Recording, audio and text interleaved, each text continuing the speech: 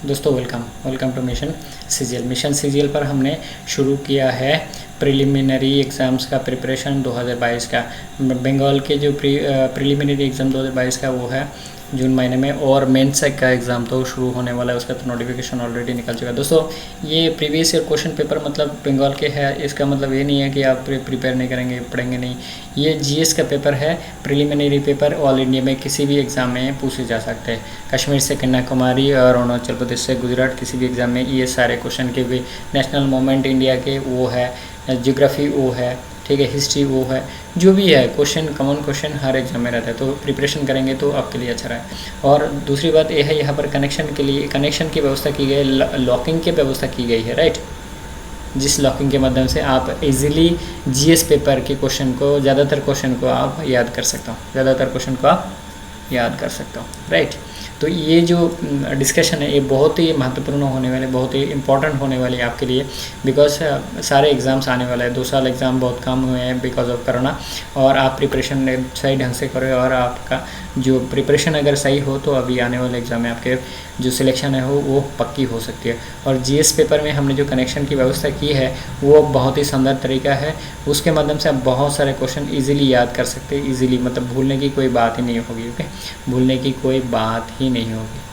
तो ये बहुत बड़ी बात है, लॉकिंग और कनेक्शन ये बहुत बड़ी बात है, ठीक है।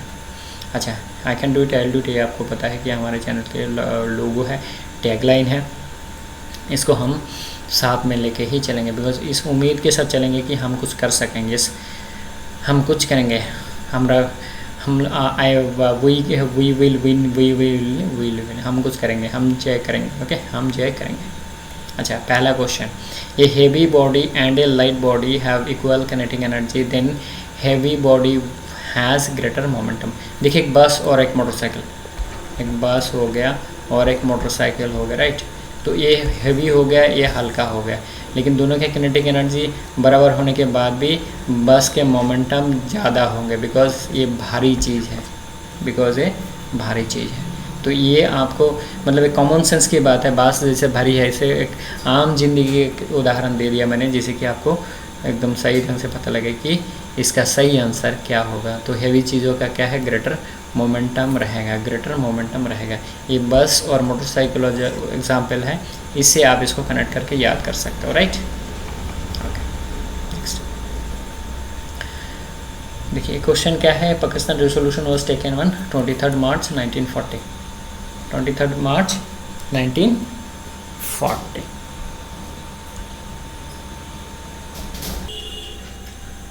दोस्तों, तो ये 23 मार्च जो है वो रिजोल्यूशन डे के साथ साथ रिपब्लिक डे भी है। देखिए, यहाँ पर कनेक्शन लगा दिया गया है, देखिए, राइट। और adoption day of the constitution, okay, adoption day of the constitution, मतलब रिपब्लिक डे इसलिए हुआ तो एडॉप्शन डे भी ऐसा हुआ। तो भारत में जैसे हुआ है, जो 26 जनवरी को एडॉप्शन किया गया है, उसका कॉन्स्टिट्यूशन दिवस भी बोले जाते हैं, और क्या है, और इसमें रिपब्लिक डे भी इसको बनाया गया बिकॉज रिजोल्यूशन इस दिन लिया गया था। और देखिए, जो 23 मार्च 1956 पाकिस्तान का जो रेजोल्यूशन, मतलब कॉन्स्टिट्यूशन जो है, उसको अडॉप्ट किया गया है, तो बहुत ही अच्छा कनेक्शन है, रिजोल्यूशन, रिपब्लिक डे दोनों एक साथ हो जाता है। और इसको 26 जनवरी के साथ आप कनेक्ट कर सकते हो, ठीक है, 23 मार्च को, राइट। दोस्तों, फिर यहाँ पर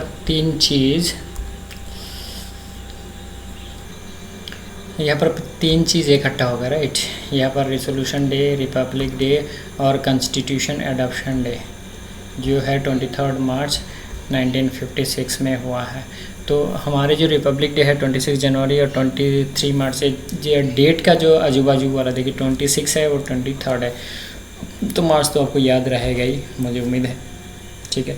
तो तीन चीज़ आप एक साथ याद कर लेगा। नेक्स्ट, वो propagated safety valve theory and about which organization. देखिए, ह्यूम है, उस ह्यूम से होम आप बना सकते हैं ऑटोमेटिकली शब्द, राइट। होम का सेफ्टी आपको पहले लगता है, बिकॉज घर में हमारे माँ बहन और उसके साथ क्या है, हमारे जो बहुत ज़्यादा पैसे और गहने, ये सारा गोल्ड सिल्वर वगैरह वगैरह रहते, राइट। किसी किसी के घर में कार होगा, बाइक होगा वगैरह वगैरह। तो होम और ह्यूम अगर आपको याद नहीं है, होम और ह्यूम आप अच्छी तरह से कनेक्ट कर सकते हो, और होम का सेफ्टी पहले चाहिए। और उस टाइम इंडिया के जो घर है, उस घर में एक ही पार्टी थे, वो है कांग्रेस पार्टी, राइट। इंडिया जो घर है, अगर इंडिया को घर मान लिया तो एक ही पार्टी थे जो है Congress party, right, Indian national Congress.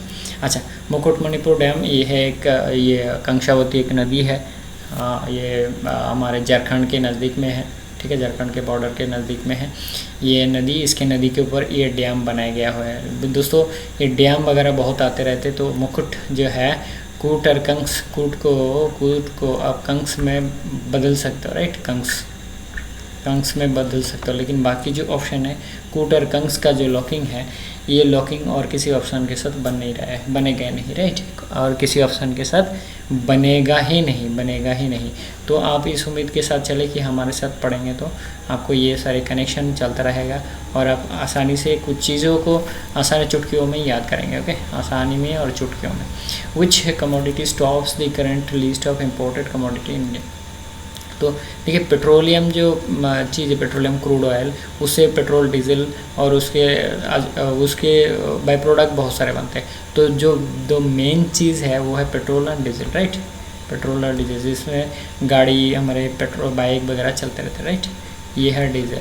तो डीजल और पेट्रोल और डीजल, और ये हमारे देश में जो प्रोडक्शन बहुत कम है, तो इसे, और हमारे देश में क्या है, बहुत ज़्यादा पॉपुलेशन है, उसके साथ गाड़ियाँ बहुत ज़्यादा हैं, डिमांड बहुत ज़्यादा है, सब्ज़ी वगैरह ये एक जगह से दूसरी जगह चलने के लिए पेट्रोल डीजल की बहुत ही ज़रूरत है। इसीलिए इसके लिए आप इस कनेक्शन को याद कर सकते हो कि पेट्रोलियम क्रूड ऑयल बहुत ज़्यादा हमारे देश में इंपोर्ट की जाती है, बिकॉज हमारे रिक्वायरमेंट बहुत ज़्यादा है। कौन से बेसिस पे रिक्वायरमेंट ज़्यादा है, हमारे देश में जनसंख्या जो है बहुत ज़्यादा है, और उसके तहत गाड़ी घोड़ा डिमांड, ये सारी चीज़ों की बहुत ज़्यादा डिमांड है, राइट। तो इसको आप ऐसे याद कर सकते हो, मतलब कुछ कॉमन सेंस लगा के आप याद कर सकते हो इसको। Next, which is the direct tax. तो डायरेक्ट टैक्स है जो आपके इनकम से डायरेक्टली काटा जाता है। जो इनकम टैक्स से कटता है, जो मंथली सैलरी है आपकी, ओके, मंथली जो सैलरी है उससे कटता है तो इनकम टैक्स। और आपका जो वेल्थ है, आपका जो संपत्ति है, उसके ऊपर जो टैक्स कटता है उसके बोलते हैं वेल्थ टैक्स। बाकी देखिए, वैट जो है, value added tax, GST goods and service tax जो अभी फिलहाल चल रहा है, एक्साइज जो प्रोडक्शन के ऊपर टैक्स है, ये सारे हैं इनडायरेक्ट टैक्सेस, राइट, ये सारे हैं इनडायरेक्ट टैक्सेस।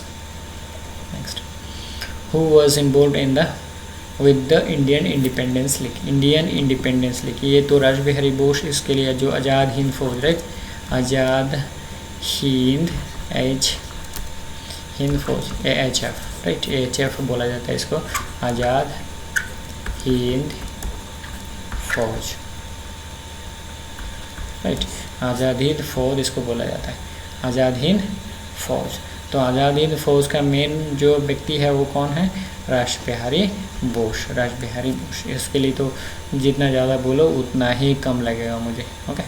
चलो next, member public accounts committee are elected by the members of the both houses of the parliament through the method of proportional representation by single transferable vote, right. तो elected जो member है वही लोग elect कर सकते हैं, like PSC committee, public accounts committee, जो member है both houses of parliament, proportional representation के हिसाब से ये लोग क्या करते हैं, ये लोग कहते हैं ना स्पीकर, ना प्रेसिडेंट, राइट, ना प्राइम मिनिस्टर, कोई नहीं। तो ये है इलेक्ट करते हैं अपना अपना पार्टी के रिप्रेजेंटेशन के हिसाब से, राइट। चलिए नेक्स्ट, देखिए ये बहुत बड़ा एक ज़बरदस्त कनेक्शन है। New Delhi the capital of India was inaugurated bye Lord Arvin 31, right. Arvin 31 का जो रिलेशन है वो बाकी वाला रिलेशन में बने रहे। हाँ, आरविन 11 बन सकता है, लेकिन 11 में तो शिफ्ट हुई थी, ओके, 11 में तो शिफ्ट हुआ कलकत्ता से Delhi, right, Calcutta to Delhi shift हुआ 11 में, लेकिन उसी टाइम तो न्यू दिल्ली नहीं बने। तो न्यू दिल्ली बने कब, आरविन 31 न्यू दिल्ली, राइट, आरविन 31। तो आरविन के साथ 31 का जो संबंध है बाकी किसी ऑप्शन के साथ नहीं बन रहा है। और ये देखिए 13 फरवरी 1931। जो न्यू दिल्ली हमारा कैपिटल कब बना, इनोग्रेट कब हुआ है, ये डेट बहुत बड़ा इंपॉर्टेंट है बिकॉज इंडिया का कैपिटल है, राइट। तो ये 31 को 13 बनाने के लिए कब उल्टा कर दो इसको, जस्ट इसको उल्टा कर दो, राइट।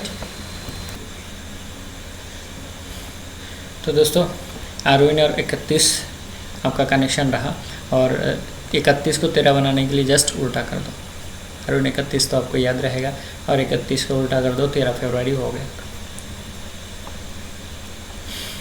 अच्छा, शका शकाब्द, ये तो आपको पता होगा कि कनिष्क, शकाब्द और कनिष्कों को कैसे कनेक्ट कर सकते हो, शका कनिष्क, राइट। शका यहाँ पर का ख़त्म होता है, यहाँ पर का शुरू होता है, ये वाला एक कनेक्शन आपको बन सकता है, राइट।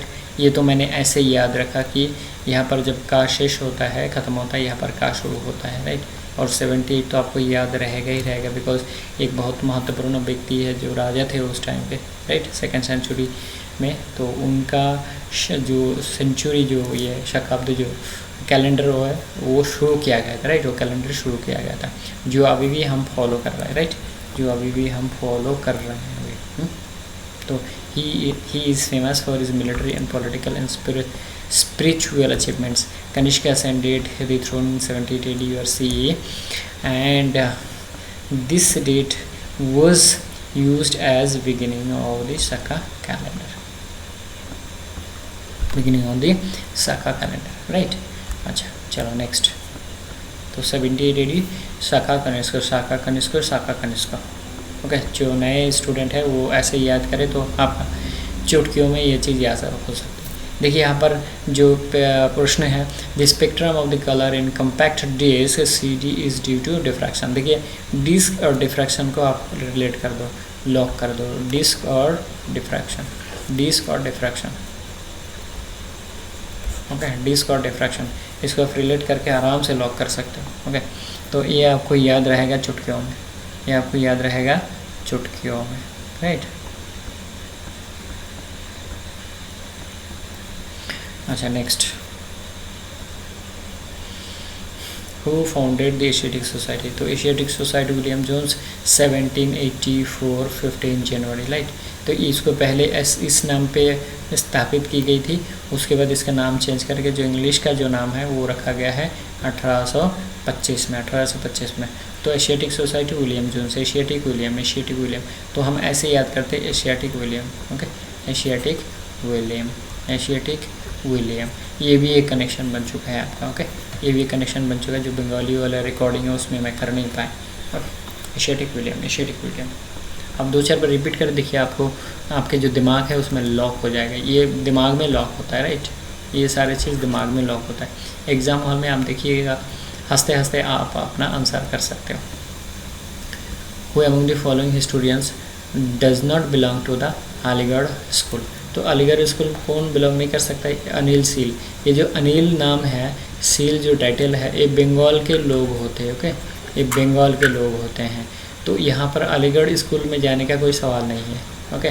तो ये एक एजम्पशन के तौर पे लिया गया, तो ये सही निकला कि जो अनिल सील है ये व्यक्ति है बंगाल के, या कलकत्ता यूनिवर्सिटी में पढ़े होंगे, या कलकत्ता में किसी यूनिवर्सिटी में पढ़े होंगे, राइट। तो ये इस बात को देखते हुए यही एकलौता व्यक्ति होता है जो अलीगढ़ स्कूल में नहीं है, राइट, अलीगढ़ स्कूल में नहीं। दोस्तों next question, Namami Gange started in June 2014 by the Union Government. Program is associated with, तो ये है national mission for clean Ganga. तो देखिए गंगा बहुत ही पवित्र है, जब से ये गंगा बहती है, मतलब से ही प्राचीन मतलब एंशियंट टाइम से हम इसके पानी से पूजा करते आए हुए हैं, और गंगा का पानी नहीं होगा तो कोई पूजा शुद्ध नहीं होता है। लाइक पंडित तो पहले ही गंगा पानी मांगते हैं कि भाई पानी दे दो, गंगा का पानी दे दो, तभी पूजा शुरू करेंगे। तो कोई चीज़ पवित्र करने के लिए गंगा का पानी बहुत ही महत्वपूर्ण होता है, राइट। पूजा के लिए तो पहले नंबर पे आते हैं, लेकिन गंगा का पानी आज के दिन में बहुत ही पोल्यूटेड हो गया, पोल्यूशन फैल गया है उसमें। तो उसको क्लीन करने के लिए नमामि गंगे जो है इस प्रोग्राम को शुरू किया गया है कि उसको पानी को क्लीन किया जाए, क्योंकि हर घर में पूजा के लिए यूज़ होते हैं और ये हम हिंदू धर्म में क्या माना जाता है, पवित्र माने जाते हैं, राइट, पवित्र माने जाते हैं। तो इसी के लिए ये मिशन शुरू किया गया है कि जल्द से जल्द इसको क्लीन किया जाए, जैसे कि ये पवित्र पानी फिर से पवित्र हो और फिर से हम उसी तरह इसको यूज़ कर सके जैसे पुराने ज़माने में हम यूज़ करते थे, right. Next, Khajuraho, the city of UNESCO God, a UNESCO World Heritage Site, the name of which was first referred in the 11th century CE by ये है अल्बेरोनी साहब, राइट, अल्बेरोनी साहब। अब देखिए जो खजुराहो का जो के है उसका वैल्यू रीजनिंग में कितना है पता है आपको, 11। तो ये खजुराहो टेम्पल कौन सा सेंचुरी का, ये तो आप याद कर सकते हो चुटकियों में, ये आपका हो गया, क्योंकि के का वैल्यू क्या है, के का वैल्यू है रीजनिंग में 11, राइट। के का value 1 2 3 4, A is equal to 1, B is equal to 2, C is equal to 3, right, ऐसा करके 3, ऐसा करके ये है वैल्यू। तो के का वैल्यू कितना हो गया 11। तो 11th सेंचुरी खजुराहो टेम्पल, ये आपको याद हो गया। रही बात किसने बोला, अल्बेरोनी, ये आपको याद करना पड़ेगा, ये आपको याद करना पड़ेगा, राइट। अच्छा 16, who was known as the Sher-e Bengal. अच्छा शेरी बंगाल ये किसी भी एग्ज़ाम में पूछे जा सकते, फजलुल हक, फजलुल हक, राइट, फजलुल हक, ये नाम है फजलुल हक, इनका पूरा नाम है अबुल कसेम फजलुल हक। तो ये आपको याद करना पड़ेगा क्योंकि बंगाल के साथ मतलब नाम का कनेक्शन नहीं जुड़ा है, तो आपको इसको हाथ में लिखे याद करना पड़ेगा। बहुत ही इंपॉर्टेंट क्वेश्चन है, बंगाल शेरी बंगाल, ये बहुत ही एक इम्पॉर्टेंट क्वेश्चन है, अगले वाला आने वाला एग्ज़ाम में शायद आपको मिले।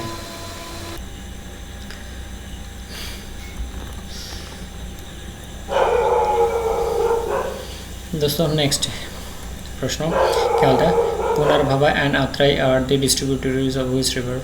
ये है तीस्ता रिवर, बंगाल में दार्जिलिंग डिस्ट्रिक्ट से बहते हुए ये डाउन में आते हैं, इसका नाम है तीस्ता रिवर, राइट।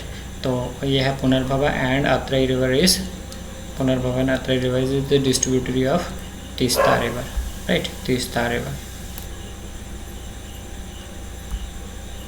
अच्छा नेक्स्ट देखिए, insurance premium payable Swasthya Sathi, ये बंगाल का एक प्रोग्राम है, ओके, बंगाल में एक सोशल प्रोग्राम है जिसके 2 शब्द है, राइट, 2 शब्द है। परसेंटेज तो 100% होता है, इसको 2 से डिवाइड करो तो 50% हो गया, राइट। तो ये है कनेक्शन देने वाला जो शास्त्र साथी है, ये बंगाल के गवर्नमेंट का एक सोशल प्रोग्राम्स है जिसमें जो हेल्थ इंश्योरेंस दी जाती है, राइट। तो इंश्योरेंस का प्रीमियम क्या है, ये 50% है। तो इसको कैसे याद करेंगे कि शास्त्र साथी जो है ये 2 शब्द है, 2 शब्द से 2 शब्द होने के नाते 100 को 2 से डिवाइड कर तो 50% हो गया। ये आप कनेक्शन लगा लो, देखो दिमाग में बैठा हुआ रहेगा, एकदम बैठा हुआ रहेगा, ऐसे आप याद नहीं कर पाओगे, बट ये अगर थोड़ा घुमा के इसको याद करोगे तो ज़रूर याद हो जाएगा, ठीक है। अच्छा, the valley of Kashmir is located between the following ranges. तो ये जो KLZP जो कल हमने बताया कल के वीडियो में, ये KLZP क्या है, Karakoram Ladakh, right, Karakoram Ladakh, Zanskar and Pir Panjal, right, Pir Panjal. तो ये हमने नॉर्थ टू साउथ याद किया है। अब कैसे भी पूछे south to north, north to south कुछ भी हो जाएगा।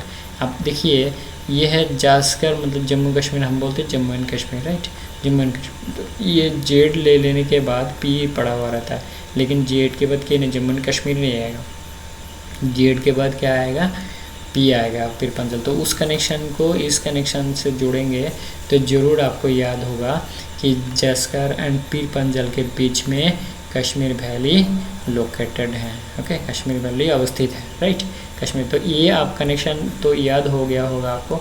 और इसके ऊपर आप जम्मू के जेड ले लें, जम्मू के जेड ले ले तो जास्कर बनता है, और उसके बाद कौन सा लेटर होता है, पी आता है, जो है पीर पंजाल इंडिकेट करता है। तो इसमें देखिए एक क्वेश्चन का डिस्कस करते हुए हमने 2 क्वेश्चन का रिवीजन करवा दी, राइट, रिवीजन करवा दी। अच्छा, विच मेडिएवल रूलर इंट्रोड्यूस आयनी दहसाला। तो आयनी दहसाला क्या है, आइन से, आइन जो शब्द है, आइन जो शब्द है वो अकबर के साथ देखिए कितना अच्छा रिलेट करता है, आइन और अकबर, आइन और अकबर। बाकी जो शब्द, बाकी 3 जो ऑप्शन है वो लेकिन कोई मैच नहीं बन रहा है, कोई भी मैच नहीं बन रहा है, राइट। तो ये है आइन और अकबर, आइन और अकबर ये बहुत अच्छा मैच करता है, बाकी तीनों के साथ कोई, आइन के साथ कोई मैच नहीं है। देखिए बाकी तीनों के साथ कोई मैच नहीं है। दूसरी बात, एक बोनस पॉइंट ऐसा है, जो मुग़ल एम्परर थे, जितने मुग़ल एम्परर, उसमें से अकबर ही एक अशिक्षित व्यक्ति थे, राइट, अनपढ़, अकबर अनपढ़। ये आप कनेक्शन लगाइए, ये बंगाली वाला कनेक्शन है। तो अकबर कौन थे, मतलब इसमें से कौन अशिक्षित है, अनपढ़ थे, वो है अकबर। अशिक्षित, अनपढ़, ये सारे जो रिलेट कर सकता है वो अकबर के साथ रिलेट हो, राइट। तो एक बोनस पॉइंट ये है, अकबर अनपढ़ थे। मुग़ल एम्परर में जो 4 ऑप्शन दिए रहेंगे उसमें से अनपढ़ बताना होगा, तो कौन होगा, अकबर होगा। अकबर और अनपढ़, राइट। ये आप बहुत अच्छी रिलेट कर लोगे, बिकॉज ये बहुत आसान पड़ेगा आपको रिलेट करने के लिए, राइट। तो एक बोनस पॉइंट हमने ये दे दी कि अकबर है अनपढ़, अकबर है अनपढ़, राइट। ये आपके जो आने वाले क्वेश्चन, मतलब आने वाले जो ये कॉम्पिटिटिव एग्ज़ाम का जो क्वेश्चन होगा उसमें आपको ज़रूर मिलेंगे, ठीक है। और ये जो आईनी ढांचा है, ये एक रेवेन्यू सिस्टम है जो 1580 में इंट्रोड्यूस किया गया था, 1580 में, राइट, 1580 में इंट्रोड्यूस किया गया था। नेक्स्ट, एक इस a pendulum clock that keeps on the correct time on the earth is taken to moon, it will then run √6 times slower. देखिए मून में जो जी का मान है वो 1/6 ऑफ द अर्थ है, तो इस 6 के साथ 6 का जो रिलेशन ये लेकिन इस्टेब्लिश हो चुका है, ओके। 6 के साथ 6 का जो रिलेशन इस्टेब्लिश हो चुका है, एंड ये 1/6 लोअर है, स्लोअर, ओके, स्लोअर, 1/6 स्लोअर, ये तो आपको पता ही है। तो रही बात √, ओनली √, लगा दो तो ये पेंडुलम वाला जो बात है वो करेक्ट होगी। तो ये 1/6 स्लोअर देन दी अर्थ, ये हो गया आपका कनेक्शन लगाने का तरीका, कि आपको इस बात को पता है और इस बात को रिलेट करने के लिए आप इसको देखिए, यहाँ पर फर्स्टर लिखा गया है, √6 का यहाँ पर फर्स्टर लिखा गया है, यहाँ पर करेक्ट रेट है, ठीक है। ये करेक्ट रेट तो होगा ही नहीं, 6 टाइम फर्स्टर ये भी नहीं होगा, क्योंकि जी के मान ही है 1/6, जी के मान ही है 1/6। और रही बात फर्स्ट और स्लो, ये तो स्लो है, तो ये फर्स्ट कैसे होगा, ये स्लो ही होगा, राइट, ये स्लो ही होगा।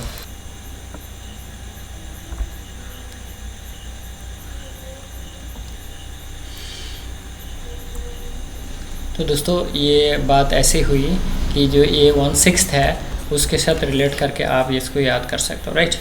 नेक्स्ट, एनआरसी एक एक्ट है, ये तो आपको पता ही है, पिछले 2-4 साल में आपने बहुत देखी है, ठीक है। स्प्रिंग कंस्टेंट के इज़ कट इनटू 2 हाफ्स, तो यहाँ पर जब हाफ किया गया है तो ये डबल होगा, ओके।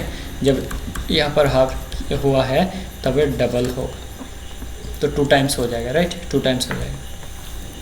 इसको याद करने का एक ही तरीका है, जब हाफ कर दिया तो इसको डबल हो जाएगा, राइट। अच्छा, ये एक इम्पॉर्टेंट क्वेश्चन है, the largest glacier of India Siachen. यहाँ पर देखिए, यहाँ पर 78 kilometre long Siachen glacier Nubra valley, तो क्या है, देखिए यहाँ पर कह रहे हैं कि largest, biggest and highest, largest, biggest and highest जो है ग्लेशियर इंडिया में कौन है, सियाचिन ग्लेशियर। तो क्या है, ऊपर से नीचे उतर के आती है, राइट, ग्लेशियर जो ऊपर से नीचे उतर के आते हैं, नीचे से नुब्रा वैली, राइट, नीचे से Nubra valley, NUBRA, Nubra valley, ऊपर से नीचे उतर के आती है तो नुब्रा वैली, ये आप याद कर सकते हो ऐसे। ये जो क्वेश्चन है ये कई एग्ज़ाम में मैंने देखी है कि कौन से वैली में ये है और कौन सा रेंज में है, काराकोरम रेंज में है। तो सियाचिन क्या है, काराकोरम रेंज में है। तो सियाचिन का एस से श्रीनगर और के से कश्मीर, कश्मीर से क्या है, काराकोरम। यहाँ पर कश्मीर से के से काराकोरम और के से कश्मीर, इसको आप इसके करके इसको आप याद कर सकते हो, जैसे एस से श्रीनगर, के से कश्मीर, और एस से सियाचिन और के से काराकोरम रेंज। तो काराकोरम रेंज में क्या है, सियाचिन ग्लेशियर है, और कहाँ पर है, नुब्रा वैली में, ओके, नुब्रा वैली में। तो यहाँ पर देखिए 2-3 चीज़ एक साथ याद हो गया, ठीक है, कौन सी रेंज में अवस्थित है, कौन से वैली में है, ओके, सियाचिन का कितना लेंथ कितने हैं, और largest, biggest and highest, okay, largest, biggest and highest, right. अच्छा, लास्ट क्वेश्चन इस सीरीज़ में, NITI Aayog was founded in January 1st, 2015। तो प्लानिंग कमीशन जो है उसको रिफॉर्म करने के बाद ये नीति आयोग को इस्टेब्लिश की गई है 1 जनवरी 2015, राइट। तो 1 जनवरी 2015 को नीति आयोग को इस्टेब्लिश की गई है, राइट। ये तो आपको याद करना पड़ेगा। तो बाकी आज और ज़्यादा डिस्कशन नहीं है, ठीक है, काफ़ी लंबी वक्त हो चुका है और हमारे जो टैगलाइन है ये हम इसको देकर ख़त्म करते कि I can do it, I do it. ये मोहम्मद अली साहब का कहना है कि स्किल आपको गिरा सकता है बट मेंटल स्ट्रेंथ आपको उठा के फिर से रेडी होने के लिए प्रस्तुत करेगा। जैसे 19 में फेल हुआ, फिर 20 में एग्ज़ाम दिया, 20 में फेल हुआ, 21 में एग्ज़ाम दिया, 21 में फेल हुआ, फिर बट बारी बारी से फेल करना भी गलत बात है। एक बार हो गया, 2 बार हो गया, बस मोर देन इनफ। तो third time you should not get fail, third time you should not get fail. दोस्तों इस बात के साथ ख़त्म करता हूँ आज यहाँ तक कि जय हिंद, वंदे मातरम, जय Bharat. Thank you very much, thanks for watching.